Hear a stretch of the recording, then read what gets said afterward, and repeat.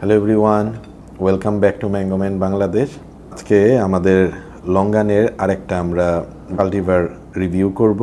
এই টেস্টিংয়ের মধ্যে আজকে আমাদের থাকছে আমার নিজের গাছের রুবি লঙ্গান। এই রুবি লঙ্গানের স্বাদটা আমরা নিব, তারপর এটার ফলন কেমন সব কিছু আমরা জানবো। তো আসেন শুরু করি, দেখি এটার টেস্টটা কেমন।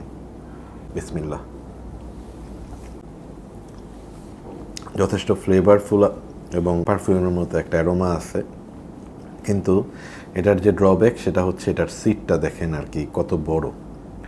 তো এটার আমি আরেকটা দেখাই যে ফ্ল্যাশটা দেখেন আপনারা, ফ্ল্যাশটা নেই বললেই চলে, একদম উপরে দিয়ে হালকা একটু ফ্ল্যাশ, এটা ভিতর থেকে সিডটা স্পষ্ট দেখা যায়।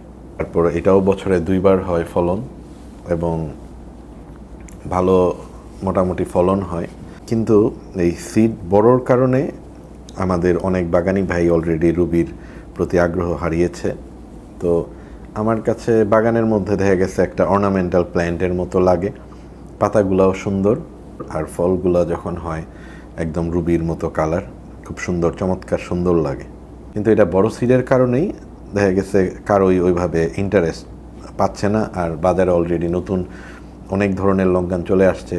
আমিও যেমন প্রায় 8-10টা নতুন ভ্যারাইটি নিয়েছি আমার বাগানে, যেগুলো সময়ে আসলে আপনারা আবার রিভিউ পাবেন ওগুলারও। পানি দিয়ে আমরা ব্রিক্স নেওয়ার আগে ক্যালিব্রেট করে নিব। ক্যালিব্রেট করে অলরেডি 0 করে নিয়েছি।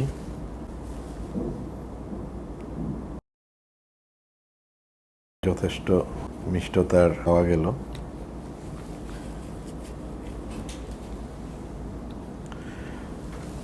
$21.9 এই ছিল আজকে আমাদের রুবি লঙ্গানের রিভিউ।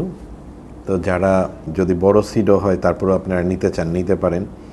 অন্যান্য লঙ্গানের তুলনায় রুবি লঙ্গানের প্রাইসটা বাজারে বর্তমানে কম এবং অর্নামেন্টাল প্ল্যান্ট হিসেবে নিতে পারেন, বাট যেহেতু সিড এত বড়, ওই ক্ষেত্রে আমি নতুন করে আমার জন্য রুবি লঙ্গান আর কোনো আমার আগ্রহ নাই। তো আমি এখন নতুন লঙ্গানগুলো নিয়েই কাজ করতে পছন্দ করতেছি।